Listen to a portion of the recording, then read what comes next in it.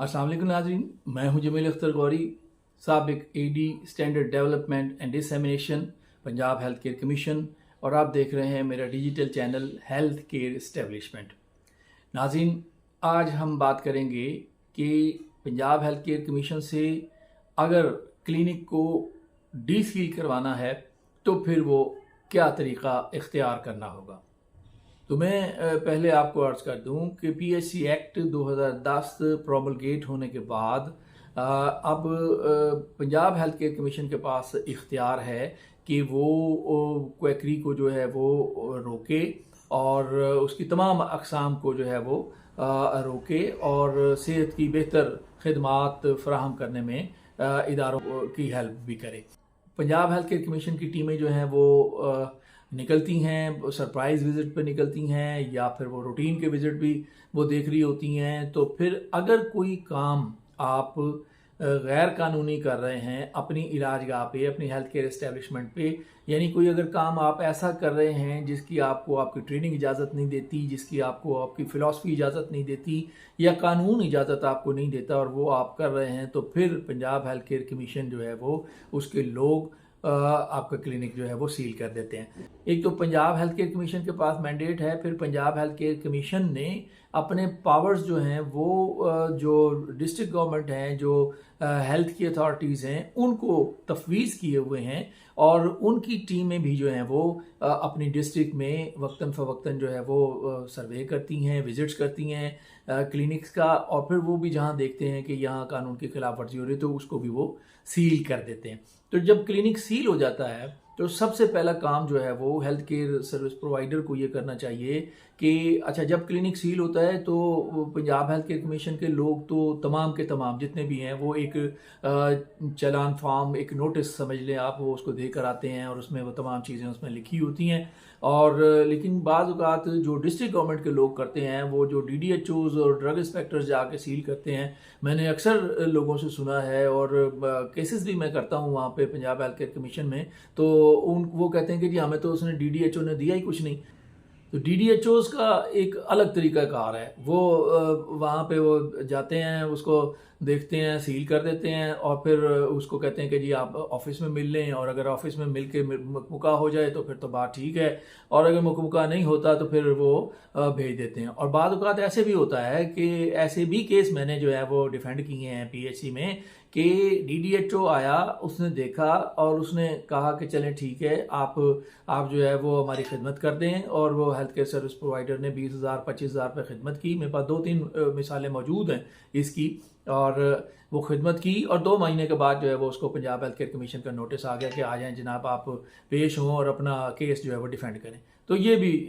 होता है। अच्छा, अब आपने क्या करना है कि जो वो आपको देकर जाते हैं, वो चालान दे के जाते हैं, उस चालान को लेके आपने एक एप्लीकेशन जो है वो सबसे पहले सबमिट करनी होती है। वो पंजाब हेल्थ केयर कमीशन को जो मरकज़ी दफ्तर है वहाँ पे, जो लाहौर में जो है, वहाँ पे सबमिट करनी होती है कि जी ये मेरा केस है। अगर गलत उन्होंने सील किया है तो आप उसको डिफेंड करें कि जी ये मेरी एक्चुअल पोजीशन ये थी और ये मेरा क्लिनिक सील कर दिया है और ये मेरा क्लिनिक जो है वो डी सील किया जाए। तो ये दरख्वास्त जो है वो देनी होती है।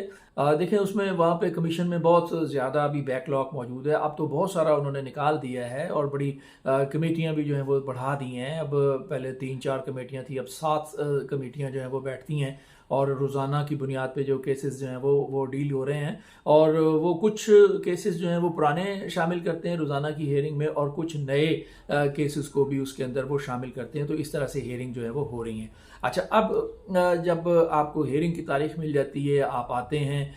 कुछ लोग डायरेक्ट ख़ुद पेश हो जाते हैं और कुछ लोग जो है वो अपना रिप्रेजेंटेटिव, अपना वकील जो है वो करके और वो तब पेश होते हैं। हम भी ये कंसल्टेशन करते हैं और लोगों के बिहाफ पे जो है वो क्लिनिक डी सील कराने के सिलसिले में हम अपनी सर्विसेज भी जो है वो मुहैया करते हैं। तो अगर आप ख़ुद कर रहे हैं या वकील के ज़रिए आप कर रहे हैं, तो जिस रोज़ तारीख होती है उस रोज़ जो है वो अपना मुकदमा जो है वो वहाँ पे कमेटी के सामने पेश करना होता है। कमेटी जो है वो उसको सुनती है। अगर उसमें आपकी कोई कानूनी आपका वकील साहब जो हैं वो कोई कानूनी ऐसी चीज़ पेश करने में कामयाब हो जाते हैं, जो इंस्पेक्टर ने जो है वो नज़रअंदाज की और आपका क्लिनिक सील कर दिया और वो उसको एडमिट कर लेते हैं, तो फिर वो आपको चार्ज से एक्सनरेट कर देते हैं। लेकिन अगर आपका कोई कसूर था, आपकी रजिस्ट्रेशन नहीं हुई थी पंजाब हेल्थ केयर कमीशन से, या आपने लाइसेंस के लिए अप्लाई नहीं किया था, या आप किसी ऐसी कार्रवाई में मुलविस थे जो आपको इख्तियार नहीं है। आमतौर पे होम्योपैथ और हकीम जो हैं वो एलोपैथिक की मेडिसिन जो है वो इस्तेमाल करते हुए पाए जाते हैं, और उस पे वो फिर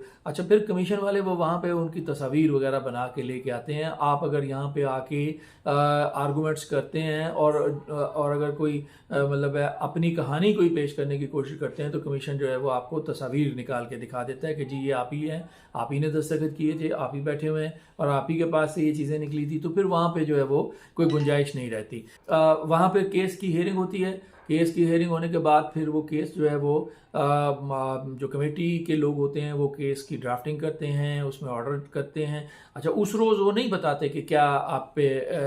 आपको क्या जुर्माना हो रहा है, तो वो कोई 10-15 दिन लग जाते हैं आमतौर पे, बाद औक़ात महीना भी लग जाता है, इससे ज़्यादा भी लग सकता है। अगर केसेस उनके पास ज़्यादा हैं टीम के पास, तो इससे ज़्यादा भी लग सकता है। तो वो फिर आपको एक ऑर्डर आता है, घर पे एक ऑर्डर आता है कि जी आपको ये वो पूरी तफसील उसके अंदर लिखी हुई होती है, और फिर जो जुर्माना अगर उसने किया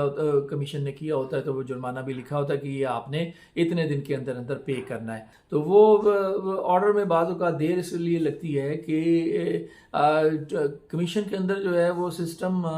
बड़ा ट्रांसपेरेंट उन्होंने रखा हुआ है। एक तो कमेटी में ही पहले 2 लोग होते हैं, यानी आप अगर अप्रोच करना चाहें तो एक को अप्रोच कर लेंगे, तो कमेटी में 2 लोग होते हैं, वो ड्राफ्टिंग करते हैं, वो लिखते हैं और अपनी तजवीज़ देते हैं कि जी इस पे ये इतना जुर्माना है। अच्छा, फिर एक आगे एक कमीशन ने एक कमेटी बनाई हुई है, एक मतलब विजिलेंस कमेटी कह लें आप। उसमें 3 जो हैं वो लोग शामिल होते हैं, बड़े लोग हैं, कानून को समझने वाले और लीगल सेल से जो लोग होते हैं वो उसके अंदर शामिल होते हैं। अब वो केस देखते हैं कि और वो ये देखते हैं कि भाई जुर्म क्या था और इसको सज़ा जो है वो कमेटी ने क्या दी है। अगर जुर्म थोड़ा था और सज़ा ज़्यादा दी है तो सज़ा वो कमेटी कम भी कर देती है, और अगर जुर्म बड़ा है और कमेटी ने सज़ा कम दी है, तो ये जो बड़ी कमेटी है जो इसको सुपरवाइज़ करती है, जो इसको एग्जामिन करती है, वो उस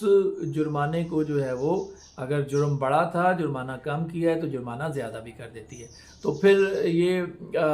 ये तरीक़ा है फ़ाइल करने का और डीसील करवाने का, और जुर्माना आपने कैसे पे करना है, किस तरह से आपने भरना है और किस तरह से आपने वो करना है, ये हम इंशाल्लाह अगले व्लॉग में आपके साथ शेयर करेंगे। उस वक्त तक मुझे इजाज़त दीजिए। अपना और अपने इर्द गिर्द रहने वालों का बहुत सा ख्याल रखिएगा। अल्लाह हाफ़िज़।